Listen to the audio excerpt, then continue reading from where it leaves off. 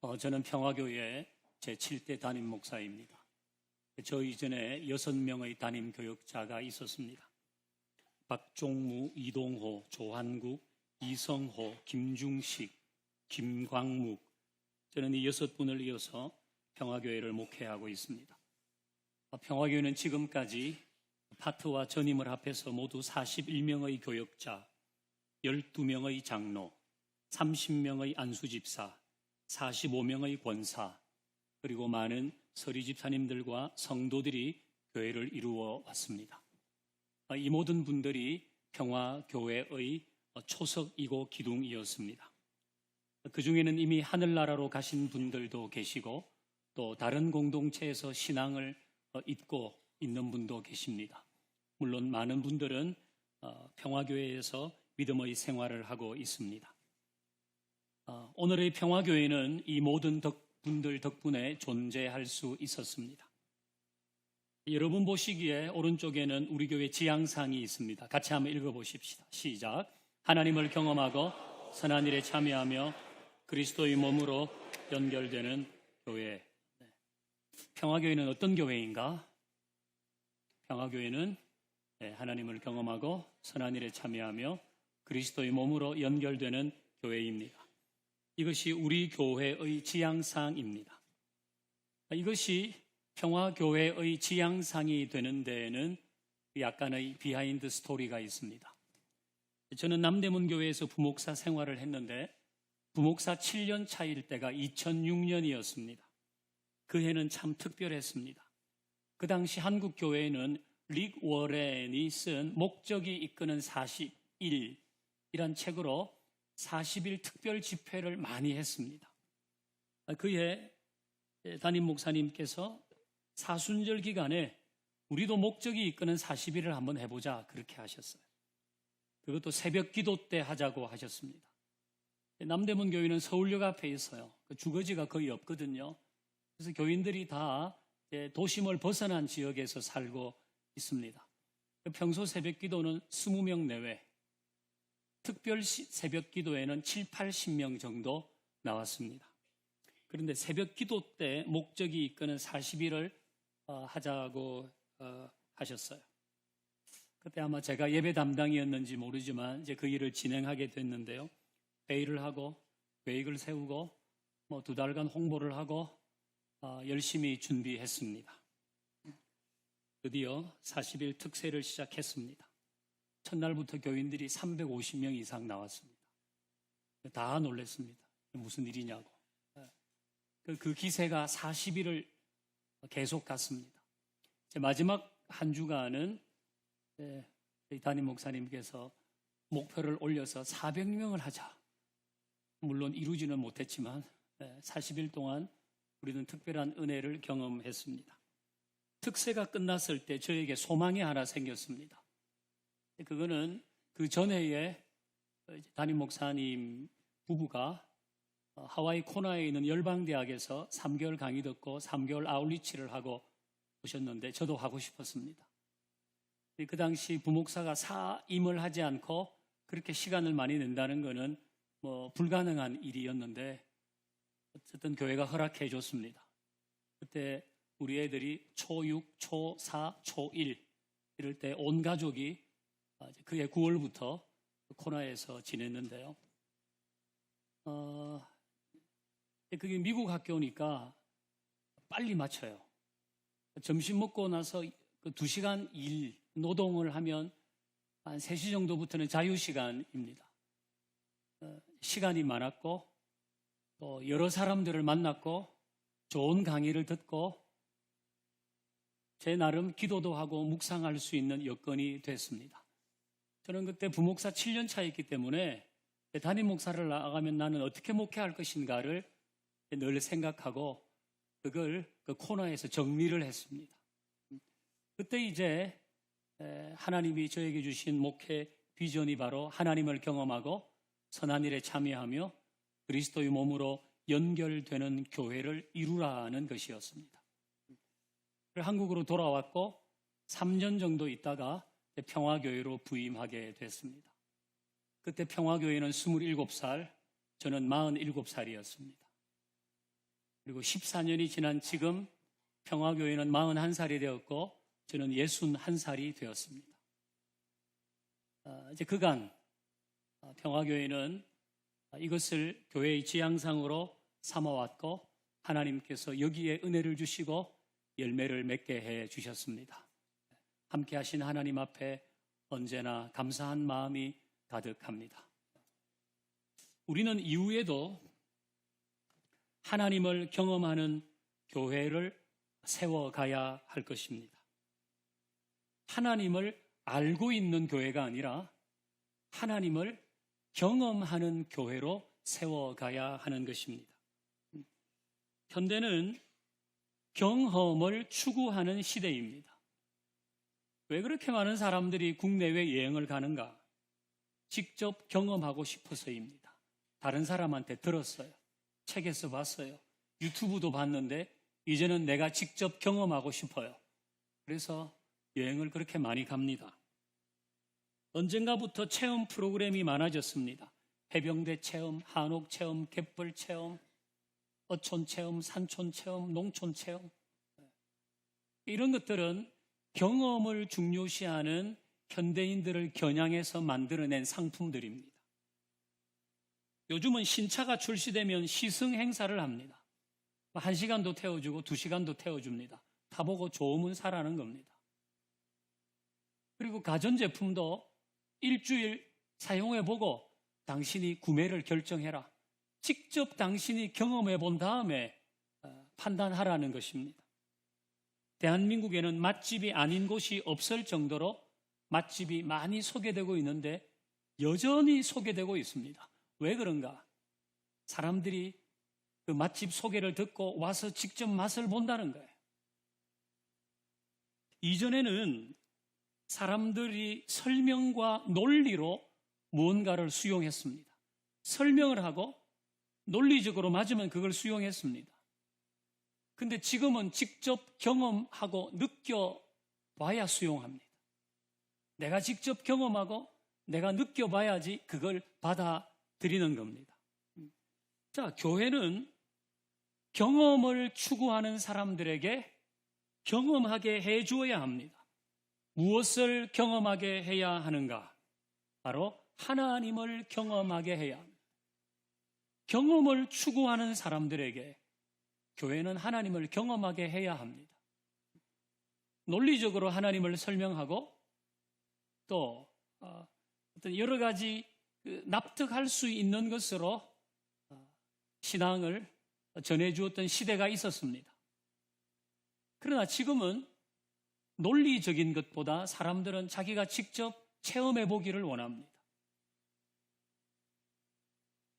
오늘 우리가 읽었던 본문은 너희는 여호와의 선하심을 맛보아 알지어다입니다. 하나님의 선하심을 맛보아 알라는 겁니다.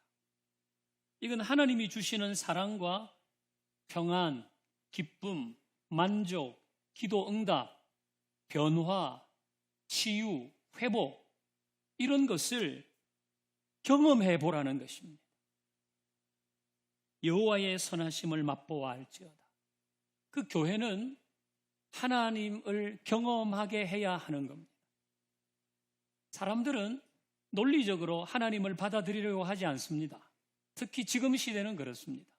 그래서 뭔가 교회에 나와서 예배를 드리든지 기도회를 하든지 소그룹을 하든지 봉사를 하든지 선교를 하든지 그것을 통해서 와 다르구나. 여기에는 그동안 내가 경험해 보았던 것과 다른 게 있네. 그런 것들을 스스로 느껴야 하는 것입니다. 우리는 늘 기도하십시다. 우리 교회는 하나님을 경험하는 교회가 되기를 원합니다. 우리 교회에 누가 나오든지 이야 여기 사람 많이 모여 있네 이렇게 하지 않고 여기 나오면 하나님을 만날 수 있다. 하나님을 경험할 수 있다. 그런 교회가 될 수 있기를 바랍니다.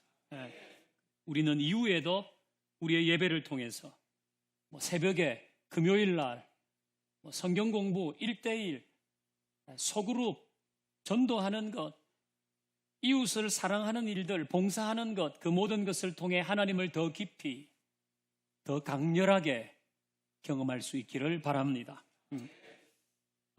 그리고 우리는 선한 일에 참여하는 교회를 계속 세워 가십시다. 현대는 참여를 중요시하는 시대이기도 합니다. 운전 중에 가끔 라디오를 듣습니다. 두시만세, 지금은 라디오 시대, 이런 게 다 골든타임에 하는 프로그램들입니다.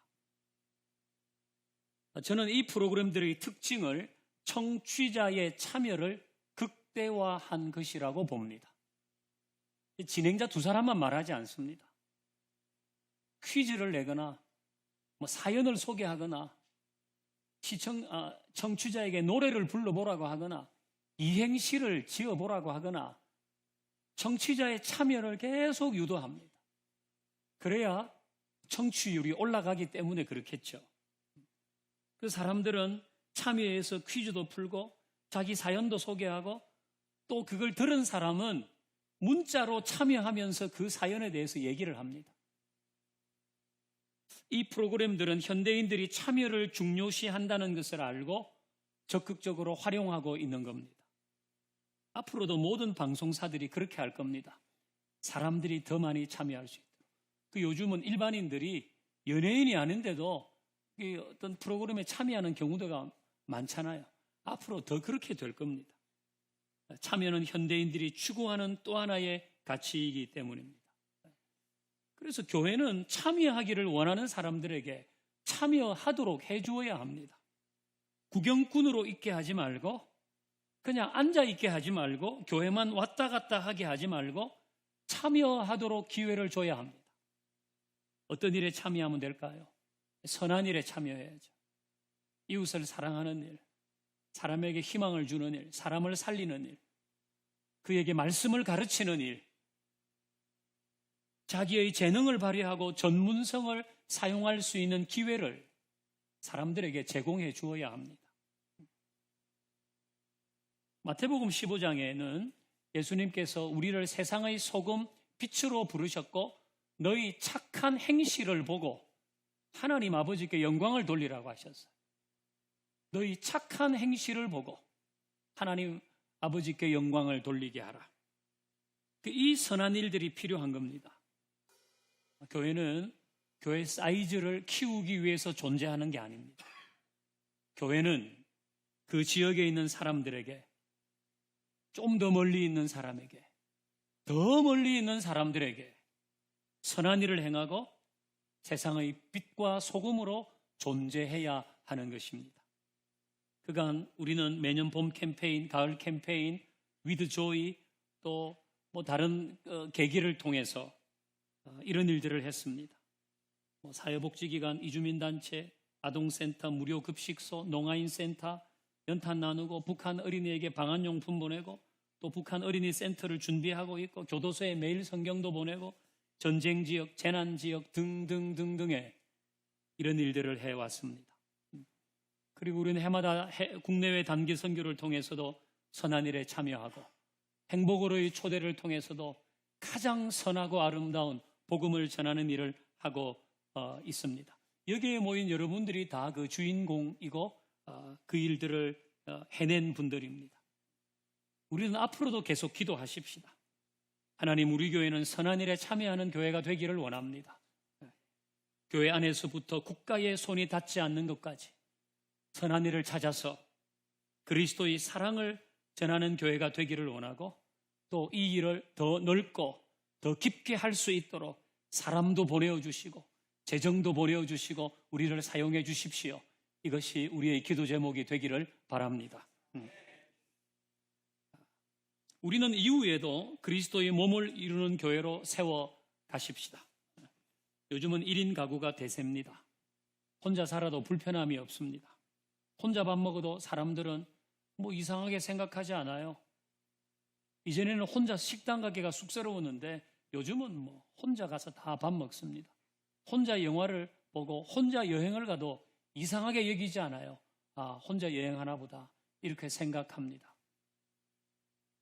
사람 만나면 스트레스 받는다는 거예요.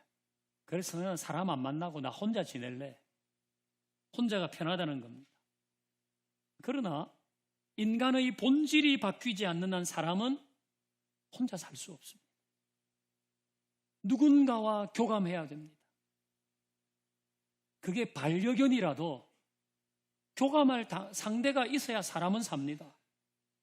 그게 AI라도 교감할 상대가 있어야 사람은 살 수 있는 거예요. 온라인을 통해서 누구를 만나더라도 사람은 혼자 못 살아요. 혼자 사는 것이 편한 시대가 되어도 사람은 혼자서는 지낼 수 없는 존재입니다. 사람들은 혼자 사는 것이 편하다고 하지만 사실은 진정 어린 만남을 원합니다. 우리 다 그걸 원합니다. 아무 조건 없이 나를 받아주고 돌봐주고 대화하고 내 얘기도 좀 하고 그 사람 얘기도 듣고 그런 가운데 서로 염려해주고 힘이 되어줄 수 있는 그런 연결을 원합니다. 그건 10년 전보다 5년 전 더 그랬고 5년 전보다 지금이 더 절실하게 사람들이 필요로 하는 것입니다. 근데 여기서 찾고 저기서 찾아봐도 이 세상에서는 찾기가 좀 어렵습니다. 그래서 여러분도 다 아시지만 우리나라의 교육부, 문화관광부 있듯이 영국에서는 외로움 부가 있습니다. 주무장관이 있습니다. 국가적으로 이 외로움의 문제를 해결하지 않으면 사람들 큰일 나겠다고 생각한 겁니다. 우리나라도 비슷합니다. 통계를 보면 우리나라 일반 국민들이 외로움을 느끼는 비율은 55%입니다. 외롭다. 가족도 있고 친구도 있지만 외롭다. 교회 안은 어떨까요? 46%가 외롭다고 응답했습니다. 교회 안이든 밖이든 사람들은 다 진정한 만남을 원하고 있습니다. 따뜻하게 나를 받아주고 소속감을 느끼게 해주고 인간적인 정을 나눌 수 있는 공동체를 원하죠. 연결되기를 원하는 겁니다. 진짜 연결되기를 원하는 겁니다. 교회는 이렇게 연결되기를 원하는 사람들에게 진정 어린 만남을 제공해 줘야 돼요. 여러분, 교회가 가진 연결의 힘은 대단합니다. 이건 웬만한 동창회, 친목회, 해병대, 전우회 이런 거하고는 비교도 안 될 정도입니다. 교회가 가진 연결의 힘은 뭡니까? 로마서 12장 같이 읽어보십시다. 시작. 이와 같이 우리 많은 사람이 그리스도 안에서 한 몸이 되어 서로 지체가 되었느니. 아멘. 우리 많은 사람이 그리스도 안에서 한 몸이 되어 서로 지체가 되었다. 교회가 가진 연결의 힘은 몸으로 연결되는 겁니다. 이런 몸은 나누면 안 되잖아요. 나눌 수는 있으나 몸을 나누면 안 되는 거 아닙니까? 몸을 나누면 큰일 나는 겁니다. 그만큼 몸은 긴밀하게 연결되어 있는 겁니다.